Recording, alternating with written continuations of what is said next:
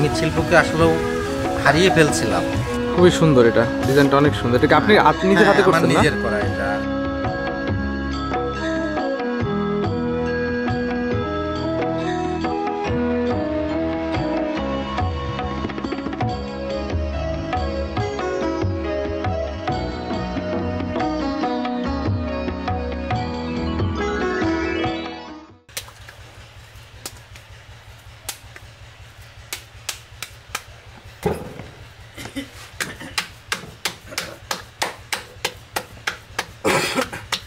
মূলত মহিলাদের কামে ইনভলভ করা হচ্ছে আমার একটা উদ্দেশ্য আছে, যে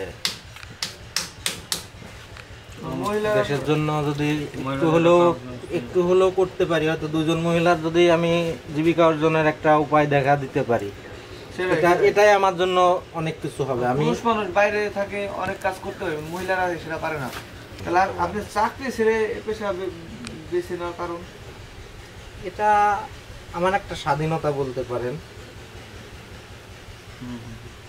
আমার নিজস্ব স্বাধীনতা। যেহেতু এখানে আমার সম্মান আছে, টাকা আছে, আমি কেন পরের কথা শুনবো?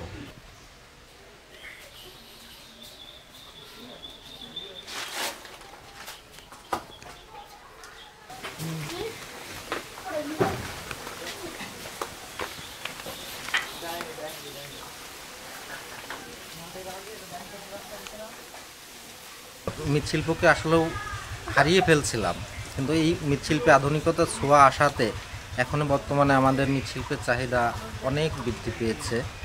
বিশেষ করে ডিনার সেট আইটেমগুলা, শৌখিন যে আমাদের জিনিসপত্র আছে, ফুলদানি, কয়েলদানি, ব্যাং, এগুলো আমাদের এখন প্রচুর চাহিদা রয়েছে। শৌখিন জিনিস বলতে আমরা বিভিন্ন ধরনের ফুলদানি, এটা পেঁচা দেখছেন, পেঁচার আইটেমে হতে পারে, আবার কলসির আইটেমে হতে পারে, যে মূলত আমরা এখন ক্রেতার চাহিদা অনুযায়ী আমরা তাদেরকে সরবরাহ করতে সক্ষম। এছাড়াও আমরা টেরাকোটার কাজ করে থাকি।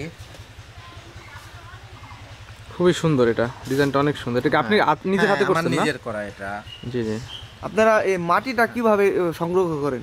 মাটিটা ওই পুকুর থেকে, অথবা পুকুর খনন করতেছে এমন জায়গা থেকে, অথবা নদীর থেকে, অথবা উঁচু জমি থেকে আমরা মাটিগুলো সংগ্রহ করে থাকি। এটা পানির বোতল হিসাবে ব্যবহার হয়। এটা পানি রাখলে পানিটা অনেক ঠান্ডা থাকবে। মানে এইটাই যে শুকানোর পরে ডিজাইন করা হয়েছে, দেখছেন ফিনিশিং যেটা বানাইছিলাম সেটা ফিনিশিং দিছি। ফিনিশিং দেওয়ার পরে এই পর্যন্ত। এটা এখন শুধু ফুলে রং করতে হবে, ভিতরে রং করতে হবে, পিছনে রং করতে হবে, তারপর আবার রোদ্রে দিতে হবে।